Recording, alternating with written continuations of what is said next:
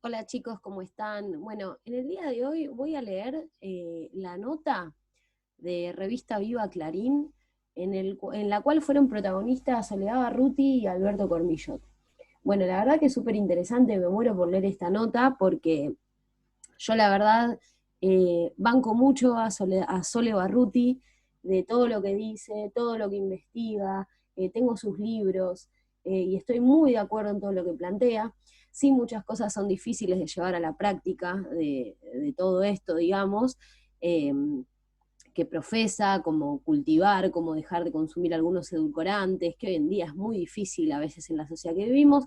Y por otro lado, también en su momento he sido fan del doctor Alberto Cormillot, pero después me encontré con que de repente si compro una bebida, no sé, miro en el supermercado una bebida industrializada que tiene ciclamato, aspartato y está el sello de Cormillot, también me pone en conflicto que digo, pero esto no puede ser así. Pero está bueno entender por qué. También hizo muchas cosas por los obesos, nos enseñó a comer, yo miraba siempre su programa. Por eso era como que, eh, ver lo que dicen estas dos personas que se han peleado y han discutido muchas veces por los medios, realmente en este momento que se hayan juntado y hayan podido tener un intercambio de palabras, de todo, está muy bueno. Así que bueno, voy a leer la nota. Antes de eso, voy a leer lo que dijo Soledad Barruti en, eh, en su página, ¿no? De Malcomidos. Dice que hoy en Revista Viva Clarín sale esta entrevista compartida que tuvimos hace varias semanas con Alberto Cormillot. Estuvimos más de 3 horas debatiendo y a pesar de la magia que hizo Nati Lich, tanto para juntarnos como para hacer un texto comprimido que reflejara ese encuentro, hubo varias cosas que quedaron afuera. El debate sobre los lácteos, él a favor, yo en contra de todo lo que son y representan, el edulcorante lo mismo y el peso como parámetro de salud.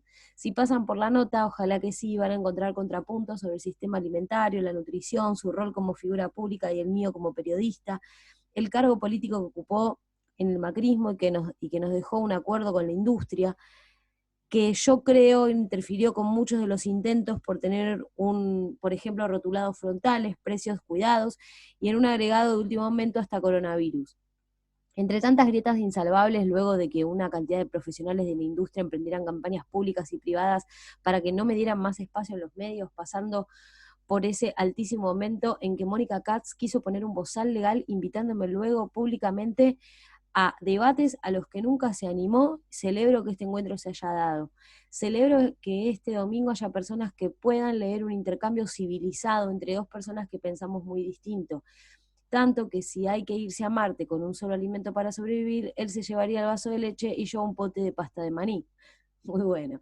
Pese a que las fotos son graciosas y hubo momentos en que el debate nos hizo reír, sin dudas ambos salimos de nuestro espacio de confort. No para transformarnos, yo sigo pensando lo mismo sobre la industria, las marcas, el establishment de la nutrición y que el futuro posible está lejos de todo eso y Cormillot no va a dejar de ser Cormillot.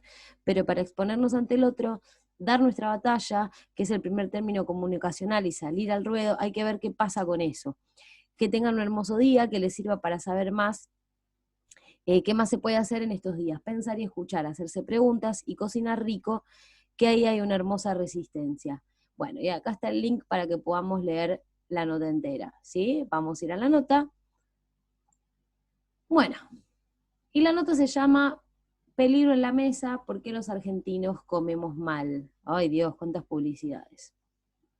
Alberto Cormillot, el médico que volvió popular el nutricionismo, y Soledad Barruti, la periodista que denunció la industria alimentaria con su bestseller Malcomidos, discuten sobre la dieta de los argentinos. Hay otra epidemia. Eh, Hay una epidemia en la Argentina, bueno, la que hizo la nota la periodista es Natalia Shetman, o como se diga. Hoy en la epidemia en la Argentina de la que no se habla, perdón, vamos a arrancar otra vez. Hay otra epidemia en la Argentina de la que no se habla tanto, la del sobrepeso y de la obesidad. Tenemos un 10% de niños y niñas de menos de 5 años con sobrepeso y somos los segundos con este problema a nivel regional. Tanto en el documento más reciente de la UNICEF, el 61,6% de los argentinos tiene exceso de peso y entre ellos un 25% son obesos, según la cuarta encuesta nacional de factores de riesgo, número que creció 11 puntos porcentuales entre el 2005 y 2018. El problema se acentúa cuando se cruza con la clase social. Según el estudio de FICA Argentina y UNICEF, los adolescentes de nivel socioeconómico más bajo tienen un 31% más de probabilidades de sobrepeso con respecto a los chicos de niveles más altos. Ante este panorama, días antes de que se dictara el aislamiento social preventivo y obligatorio, Viva reunió al médico especializado en nutrición Alberto Cormillot y a la periodista de investigación Soledad Barruti, cuyos libros denuncian a la industria alimentaria para debatir sobre cómo estamos comiendo alimentarnos. El aumento de la obesidad y el sobrepeso en adultos y niños genera a su vez aumento de otras enfermedades, como la diabetes o la hipertensión. ¿Cómo llegamos a esto? Bueno, Soledad Barruti dice, pasamos de comer alimentos reales a consumir comestibles ultraprocesados. Mi trabajo de investigación periodística, reflejado en sus dos bestsellers, Malcomidos y Mala Leche, entiende cómo la problemática infantil está relacionada con un sistema productivo. Así, los tratados de libre comercio y la precarización económica llevan a un sistema cada vez más consumista y más librado a las corporaciones. La publicidad acechante, especialmente dirigida a los niños, ha impulsado a este cambio de patrón alimentario. Ahí donde la industria puede generar hiperconsumo, lo hace. Y esa es una de las causas de la epidemia de la obesidad. Alberto Cormillot, pensemos, el ser humano tiene 2 millones de años en su forma más actual. La mayoría del tiempo le faltó comida. En el siglo XVIII morían decenas de millones de personas por carencia de alimentos.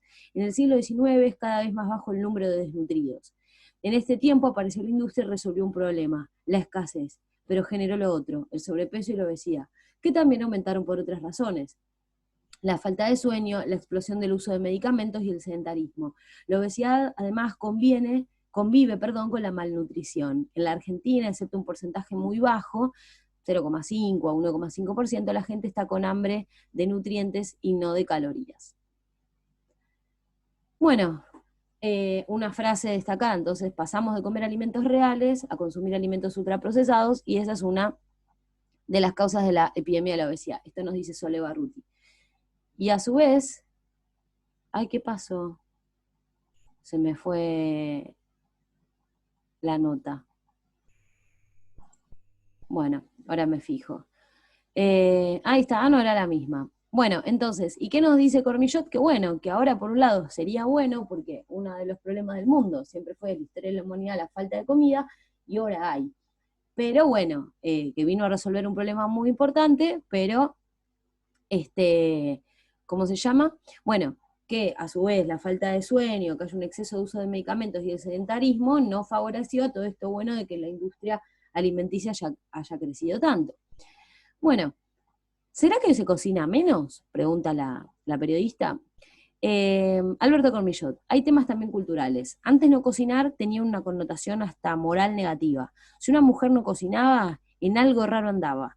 Pero toda cadena que cambió, porque cuando yo era muy chico, mi vieja iba con el changuito a la verdulería. Yo iba a buscar barras a una fábrica de hielo a la hora de la comida. Conviví con el nacimiento de la heladera, del microondas, el televisor, la compra en el supermercado, y fui viendo cómo la gente engordaba. Soledad Barruti. Cuando se hacen los estudios en Brasil y acá también, los sectores que están más atravesados por las problemáticas de mala alimentación son hogares en los que se sigue cocinando. No es que la gente dejó de cocinar. Eso pasó en los Estados Unidos o en Inglaterra, pero en Latinoamérica no sucedió de manera tan rotunda. Lo que hubo fue un desplazamiento. Hay más hidratos de carbono, más arroz, más polenta. Esto se ve en los estudios como las personas que después van a buscar hay más hidrato de carbono, más arroz, más polenta, y se ve en esos estudios cómo las personas después van a buscar lo que creen que es más nutritivo, que resultan ser lácteos azucarados, postrecitos, juguitos fortificados, productos que se promocionan como algo maravilloso y terminan siendo el peor producto que puedes incorporar. Eso suma azúcar extra que no le hace falta al chico. Entonces, ¿qué nos dice Sole? Que se sigue cocinando, ¿sí? Pero se desplazó lo que se consideraba nutritivo, ¿sí? Entonces la gente al momento de ir a cocinar busca un lácteo azucarado, esto, lo otro. Entonces, bueno, ¿qué más? Bueno, ahora, el ex secretario de Salud del macrismo, Adolfo Rubinstein, dijo que había querido incorporar el etiquetado frontal de alimentos y la Secretaría de Comercio lo impidió.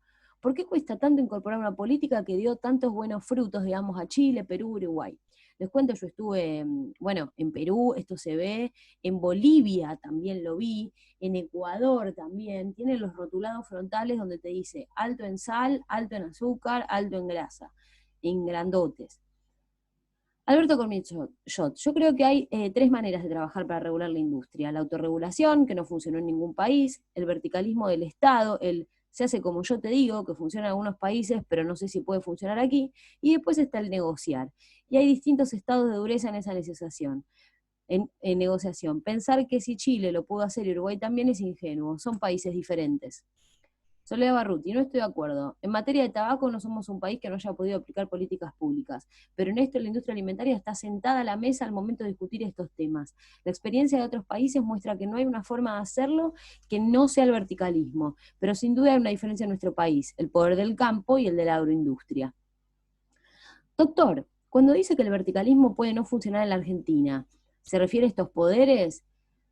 Cuando se puso el impuesto a la cerveza duró una semana. Después el de la Coca-Cola duró 3 semanas. Salvo 2 o 3 provincias de nuestro país, el resto tiene entre las 3 primeras fuentes de ingresos a la producción de alimentos. Entonces te estás metiendo con una industria que tiene mucho peso.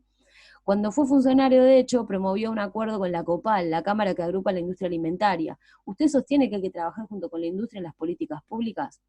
Yo propuse, cuando estuve en ese lugar, un Instituto Argentino de Nutrición que hiciera las políticas, en donde estuvieran sentados Salud, Acción Social, Poder Legislativo, CONICET, etcétera, etcétera. Uno puede decidir si lo hace sin la industria o con la industria. A mi modo de ver, no es fácil hacerlo sin la industria y por eso promoví el acuerdo de trabajo en conjunto. Cuando estuve en el área, sorprendentemente para mí, no logré casi nada. El problema de fondo es que Macri decía, tenemos que dejar de ser granero del mundo para ser el supermercado del mundo. Y Rubinstein decía, no se puede llamar a la industria a negociar. Además, en la Argentina, los ministros de salud duran muy poco y no suelen tener mucho poder. Bueno, Soledad Barruti, bueno, pero con el acuerdo en la COPAL, que se firmó en el 2016, en tu gestión como coordinador del Programa Nacional de Alimentación Saludable y Prevención de la Obesidad, ese acuerdo implica que siempre haya un representante en la industria en las reuniones sobre estos temas. Creo que hay una cuestión de base si vos crees que el trabajo se tiene que hacer con la industria. ¿No pensás que es un invitado más de la mesa, sino justamente al que hay que regular? Lo que muestra la experiencia es que cada vez está sentada la industria, que cada vez que está sentada la industria, la cosa no funciona, se demoran las políticas de Estado. No, pará, te acabo de decir que no, que creo que el trabajo se tiene que hacer desde un Instituto Argentino de Nutrición, en el que estén todos los actores de peso y también la industria. Cuando fui funcionario en el 2016, le dije a la industria, ustedes van a tener que reformular sus recetas. Ellos ya saben que esto no tiene remedio. El asunto es con qué velocidad se van a adaptar a los cambios necesarios. Y es ahí cuando, si uno tiene poder para hacerlo más verticalmente, lo va a hacer a la chilena. Si uno no lo tiene, lo va a hacer a la argentina. Pero en Chile fue bastante trabajoso, hubo 3 instancias de aplicación con años en el medio, pero fue obligarlos a que lo hicieran, no fue preguntarles si los van a poder hacer y de qué manera, hay que obligarlos a hacerlo, dice Sole Barruti. Bueno, seguimos con las preguntas. Dice, ¿y es posible alimentar a todo el mundo sin una industria alimentaria? Cormillot, yo no sé lo que va a pasar en el futuro. Sé que en los últimos 200 años disminuyeron la mortalidad infantil y la mortalidad materna. Aumentó la esperanza de vida en la mayoría de los países. La cantidad de desnutridos que había hace 3 siglos es mucho más de lo que hay hoy. No veo factible que la gente se dedique a cultivar lo que come, que el mundo vaya hacia eso, pero quizás me equivoque. Y no creo que el mundo pueda funcionar sin la industria alimentaria. Sí creo que tiene que ser otra industria alimentaria. Soledad Barruti. Yo lo que creo es que este esquema productivo de consumo es tremendo, pero hay un dato que es interesante. Hoy en día el 70% de la comida fresca de la humanidad lo provee un pequeño campesino de la agricultura familiar, no lo provee la gran industria. Lo que haría falta es incorporar a esas personas al marco de un trabajo digno, que no sea precarizado y marginalizado como lo es hoy. Con el avance de la industria entre el 2008 y 2010, tuvimos un desplazamiento de 200.000 familias del campo hacia las periferias urbanas. Cada vez hay más trabajos que muestran cómo, por esta industria, nos vamos a quedar sin la utilidad de antibióticos, porque el 80% de ellos son usados para animales. Esas cosas tienen que entrar dentro del esquema cuando se habla de cuál es el futuro posible. No es solamente el cereal que compras en el supermercado, es todo lo que genera alrededor, el cambio climático, los usos en la tierra, la fertilidad, la erosión. ¿Qué opina, doctor, de esta mirada integral que marca Soledad a la hora de describir la problemática alimentaria? Hay datos que ella menciona que yo no conozco. Cuando comenté que iba a dar en esta entrevista y consulté a un par de personas, me contestaron unánimamente, no lo hagas, lo cual me resultó un estímulo para hacerla. Una de las cosas que me decían era que cuando yo hago una afirmación, lo hago con una limitación. No puedo decirte otra cosa que no responda a hechos basados en la ciencia.